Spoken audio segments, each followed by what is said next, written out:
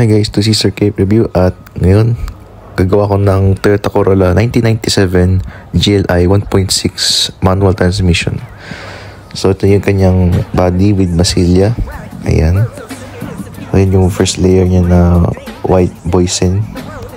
Tapos nag second coating ako ng red. So dalawang patong ang pinturan ko dyan. So which is orange na red. So para mas malinaw ang kulay. Ayan, so nilagyan ko ng gulong with no colors yet.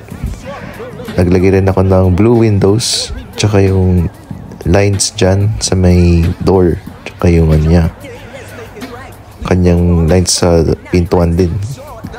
Ayan, then meron tayong taillight, katugma sa body color.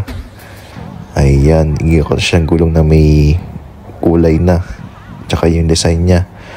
So, hindi pa kompleto yan. Meron pa tayo idadagdag. Ayan. Yung gulong sa kabila, nadagdag na rin.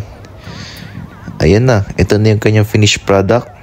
Sa daming markings ko nilagay. With plate number pa. Ayan. Tapos na. So, ito na yung kanyang final touch. Ayan, no. Pati yung gulong kuhang-kuha sa stock mugs. Ayan. Pati yung bintana.